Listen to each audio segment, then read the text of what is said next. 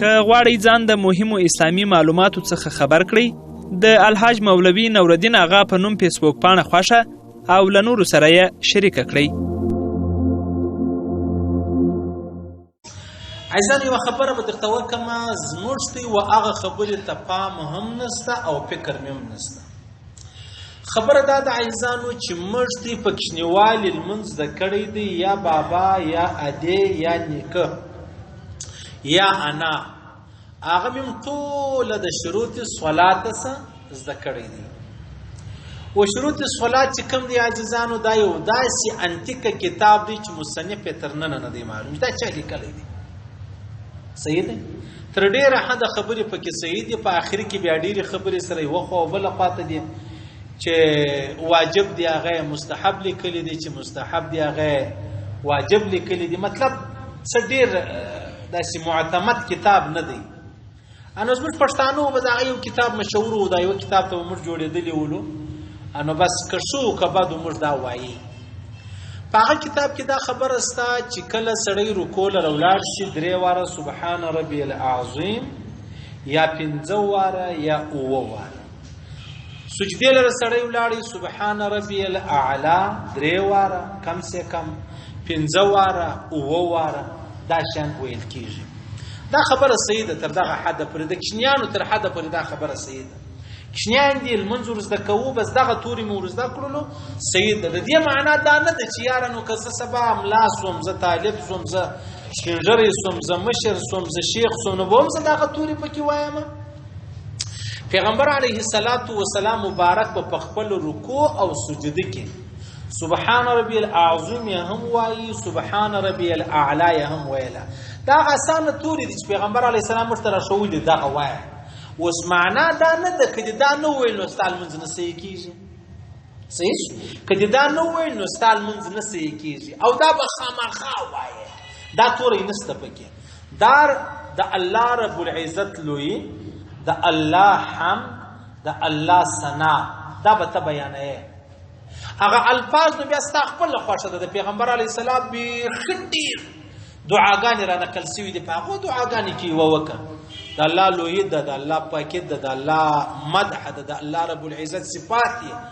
ټیک سو پاکي ده. دا تورې چې زړه دې غواړي هغه پکې ووایه. دا خالي د کوچنیانو تر حده موږ ورته وویل سبحان ربي العظیم وایه، نو بس کوچنیان به خواران دا رقم روزي سبحان ربي الاعلی بس په رکوع کې نه سو ویلی، ولیا دا خو د سجدې شی دی. دا هغه رقم سبحان ربي العظیم په سجده کې نه سو ویلی، ولیا دا خو د رکوع شی دی. معنا دا ده چې د الله لوی بیان کا، حمد یې ووایه، ثنا یې ووایه، صفتونه د الله بیان کا. هغه که په دغه تورو یې هم څه خبره ده، که نور تورې یې هم پروا نه لري. ځکه پیغمبر علیه الصلاة والسلام بی عایشه صدیقیه وایي نبي رسول الله دغه تورې په خپل رکوع او سجده کې ډېر ویل، سبحانك اللهم ربنا وبحمدك. صحیح اللهم اغفر لي، یا الله زما مغفرت وفرمایه. اوس خبره دی د عزیزانو یو ځای چې زه ته لمونځ در کوم یا نور امامان دې لمونځونه ورکوي، یو ما او تا یوازې پر لمانځه باندې ودرېږو. چې کوم سړی لمونځ ورکوي علما فرمایي ته اجازه نشته 3 واره 15 واره 9 واره سبحان ربي الاعلى سبحان ربي العظیم وویل شو، درغه بالا یې مه وایه. ولې ته امام یې، په تا پسې مطلب سپینږیري، مشران، لارویان، مسافر، ناجوړه، بیمار، بل دا په تا پسې ولاړ دي، هغه ستومانه کېږي، هغه ستړي کېږي. نو لهذا د امام دپاره په دې خاطر نه ده پکار چې شاته ستا خلکو ته تکلیف رسېږي. ته هغه نارمل من چې دی هغه کوه سبحان ربي الاعلى سبحان ربي العظیم، یا دغه رقم دغه کلمې نورې کلمې په دغه معنا کې په دغه صفتو کې د الله رب العزت هغه ووایه، پروا نه لري. خو زیات یې مه وایه، دا مقتدیانو ته به تکلیف او پریشاني چې د هغه نه جوړوي. دا یوه خبره شوله. دویمه خبره دا د عزیزانو یو فرض لمونځ دی، بل نفلي لمونځ دی. په فرض مانځي کې ما تا تر ډېره حده پابند یو چې داسې به کوې داسې به نه کوې. اوس یو سړی دی جوړ روغ دی، هغه ته اجازه نشته چې دی په ناستې لمونځ وکړي. جوړ روغ دی، هغه ته اجازه نشته چې دی په کرسۍ کې لمونځ وکړي. صحیح شو؟ جوړ روغ دی، هغه ته اجازه نشته چې دی په اشاره لمونځ وکړي. لیکن چې د نفل لمانځه خبره راغله، دا فرضي لمونځ ما در وښوي چې نفل لمونځ راغلی په هغه کې جوړ روغ په ناستې لمونځ وکړه، پروا نه لري. په کوچ کې ناستې، په جاز کې ناستې، روانې په سفر یې د الله رسول پر خچار او پر آس او پر وشه ناستو هم به د نفل نیت چې دی هغه وتړي بس پروا نه لري چې هغه خواته ستا مخولو خپل منځ کولی شي په اشاره باندې کولی شي صحیح یا په دغه رقم په نفل منځ کې ډېر ستړي سویل دیواله ته څنګه وای هیڅ پروا نه لري دیواله ته څنګه و پروا نه لري ها د الله رسول فرمایي چې جوړ روغ سړی دی په ناس منځ کې دغه ثواب نیمه دی او زه چې کوم د الله رسول فرمایي ما ثواب نه نیمه کیږي که زه جوړ روغ یم کنه نو معلومه ده چې په نفل منځ کې ما ته ډېر اجازه ده یعنی ما ته د اجازه د سره ما کوا د نفل منځ اجازه ده سم یې کوا چې کې باغ کې بیا مشت علماو ستړي شوي تا قران ډېر وایي تلاوت مطلب وکي په قران په منځ کې دیواله ته ولاړ ده څنګه ورته ولګوي یا یو رکعت په ولاړ وکي بل بیا څه نه ستلې انور درې رکعت دی په ناشته وکړلو دا غره کم مطلب ډېر بلغم ملغم درلې هغه د جیب سي دسمال راويستي او کم عمل کې ډېر کم ډېر نه داسې لکه چې منځ نه کې یا ژر دي مطلب بلغمولو وساریان څو کما هغه په دسمال کې توکړلو او په جیب کې دی واچوي دونه قدر اجازه چې د اغستا په فرض منځ کې د دې خبرو تقریبا تر ډېره حد پورې اجازه نشته اوس خبره ده د عاجزانو یا ظلمنځ کوم یا تل منځ کوي نفل منځ کې خاص کار چې ستا زړه غواړي هغه دعا په رکوع کې کولای شي په سجده کې کولای شي د الله رسول فرمای تلاوت او قران چې دغه په رکوع سجده کې نشي کولای تلاوت او رکوع په سجده کې نشي کولای هغه د الله د بڑای ځای دی د دعا ځای دی نو لہذا که وسته وغواړي عاجزان وسوسو کې په سنت ودرې پر نفل ودرې دی چې ستا زړه غواړي هغه رقم د الله لوی په رکوع کې بیان کا په سجده کې بیان که یو سړی راولار شو په رکوع کې د ارزمان نور شان دي زاد الله لوی سبحان ربي الاعلى مزداد سبحان ربي العظیم مزداد سبحانك اللهم مزداد په رکوع سجده کې سبحانك اللهم و هیڅ پروا نه لري هیڅ یو سره مشکل نشته صحیح سو په نفل مانځ کې خاص کار او په فرض مانځ کې تر ډیره حد پر مطلب احتیاط کول پکار دي چې د خپل فرض منځ ورسه وتر ځای ورسه ودرسه خراب نشي درسه کم نشي درسه لږ نشي اوس بیا ملایان لازم خبره واوري هغه یاره مولوی صاحب نوې دنده شروع کړې ده نه نوې دنده ده نه نوې اقتصاد بس هغه د صلات دماغونه مې دي بس پر هغه دماغ چا ټک وکړي دی غورځي واو زما د پلارو د نکل چې کوم منځ هغه دی د پلارو د نکل منځ لارې ډېرې دي ما ته چې هر ځای څل لارې لري کې نه لري اوس یو سړی دی مطلب دی اوس ځاله مو چوک لره یا دی مطلب سټلې ټاون لره اوس دته یو خالد د کاشي روډ لار معلومه ده صحیح ده دا کاشي روډ دی په مخه دی واقع ځا چې کم د مزداو نه دی یو سړی په خبر دی په ډیرو خبرو د هر خوا لار د چاوړي د خامور غلې ده د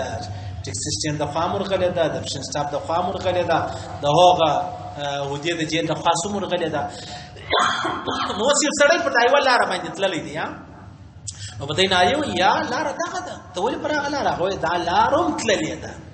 صحیح و دا د سټلې ټاون لار ده د نیو اډیا لار ده پر کاشي روډ باندې ځي پر میکانګي روډ باندې ځي پر کوالو روډ باندې ځي د ډبل روډ د خور باندې راځي د سریاب روډ پروا نه لري او هیڅ جرم نه دی دا غره کم د ازمستي د ایوال لار د کاشي روډ غنه د شر صلات مدا ایوال لار رسول ده دا نور نو د پیغمبر علی صلوات و سلام ژوند دی چې پیغمبر علی صلوات و سلام دا کلمې ګور د بخاری او د مسلم حدیث دی د بخاری او د مسلم حدیث هیڅ یو مذهب رکاوټ نه جوړیږي چې یا خامخا به توري وای خامخا توري نه دي خامخا توري نه دي ها اوس یو سړی نو ماته اوس توري چا توري زده کوو مشهور توري هغه دي زده اوس که زه ولا سم تاسو مزدر زده کوم زه په دا رکوع سجده کې دا نور دعاګانې دروښایم نو چې سبا زوی تل منځور زکه هغه به څنګه زکه هغه خو یار ما ته پلاني مولوی صاحب دا یو لار هغه مشهور لار د پراغه لار ګرځ سره رواني کله هغه سی وخو بل خاطر سنهم هغه لار و د الله لوی د الله پاکي د الله صفاتونه و هیڅ پروا نه لري هیڅ به خبره نه ده پر رکوع سجده کې خاص کر عاجزانو اوس ګوره پیغمبر علی صلوات و سلام رکوع لره ولاړ دون غټ رکوع به کوله لکه سړی درې څلور سپاری تلاوت کوي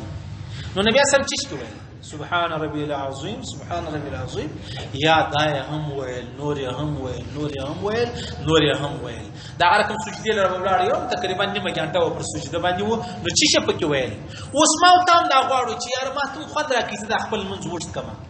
ما ته خوند راکې د خپل منځ ورس کما په فرض باندې کې مکه تقریبا اوس په نفلي لمانځه کې ولاړې په سنت کې ولاړې خوند درکوي چې یار زه دا لمونځ وکړم تهجد لمونځ یوه ورځ راپورته شولې اوس تا نور قرآن نه دي زده خالي لس سورتونه دي زده دي راولاړ شه 15 سورته په یوه رکعت کې ووایه الم تره کې څه بیا 15 سورته په دا بل رکعت کې ووایه که ته وایه ما ته ډېر خوند راکوي چې زه ولاړ یم لس سره سورتونه په دا یوه رکعت کې ووایه د هغه لس سورتونه په دا بل رکعت کې ووایه صحیح څنګه اسانه خبرې در ښیم نه درته ګرانوم نه مې خوږوم نه مې خرابوم اسانه لاره در ښیم در خپل وسه پورې در ښیم د خپل علم تر طاقته پورې در ښیم دا تورې کوه صحیح اوس هر چاته خوند ورکړي چې یاره زما ته ښه اوږده سجده وایي رکوع وایي نو په رکوع کې نو سړی بس خالي سبحان ربي العظیم چې زړه دې غواړي د الله لوی اوس یو سړی دې بل شی نه دی زده الله اکبر ورکې ویلی شي سبحان الله هم پکې ویلی شي دا هغه رقم لا اله الا الله پکې ویلی شي صحیح شو چې زړه دې غواړي د الله رسول فرمایي یو تلاوت په پکې کوه نور چې تا څونه اذکار یې زده هغه پکې وکړه د الله لوی او په هغې کې دا خبره وم چې پیغمبر اسلام به دعاګانې هم کولې اوس ګوره د اخرت تورې دا دي اللهم اغفر لي یا الله زما مغفرت وفرمایه یا الله زما مغفرت وفرمایه دا ما ورته هم کولی شو فرض لمانځه کې مطلب هلته شرایط ډېر دي فرض لمانځه کې سړی وخوا او بله خواته نه کېږي په نورو ټولو لمانځو کې تا ته اجازه ده دغه تورې ووایه پر سنت ولاړې په آخر کې چې ته رکوع له ولاړې سجدې له ولاړې په آخر کې وایه اللهم اغفر لي اللهم اغفر لي هېڅ پروا نه لري اللهم اغفر لنا یاره ټوله موږ ټوله وبخښې هېڅ مشکل نه دا خو نو ګرانه خبره ما نه در ښوولې دا دې باده وایست دا بزرګان الله والا چې په لمانځه ودرېږي موږ هم 2 رکعته وکړو دی هم وکړي دی په نیمه ګنټه کې وکړي ما ورته په 2 منټه کې وکړو نو هغه وجه دا زما ورته هغه 2 د صلات مشهوره تورې دي هغه پکې وایو هغه نور تورې چې هغه د الله رسول به ویل په تهجد کې به ویل هغه عظیم ښایسته خوندور نور تورې هغه خو ما ورته نه دي رامعلوم صحیح شو هغه وجه دا ده نو د الله رسول چې به کله رکوع سجدې له ولاړې دا تورې به ویل سبحان ربي العظیم هم ویلی شي سبحان ربي الاعلی هم ویلی شي سره بدلولی هم شي هېڅ مشکل نه دی هېڅ ګرانه خبره نه ده جنجال مه جوړوئ جنګ مه کوه مناظره مه کوه زما دا خبرې که تا د هر چا سره شیر کړی دی هغه ستا سره خبرې شروع کړې مې کوه د قیامت په ورځ زه ذموار یم بلا خو نو دونه غټه ذمواري چا نه یې در کړې زه ذموار یم دا تورې پکې وایه یاره نو که دوژخ راتلونه خو زه هم در سره ځم نو یوازې خو نو ته نه ځې پر دا توره که غواړئ ځان د مهمو اسلامي معلوماتو څخه خبر کړئ د الحاج مولوي نورالدین اغا په نوم فیسبوک پاڼه خوښه او له نورو سره یې شریکه کړئ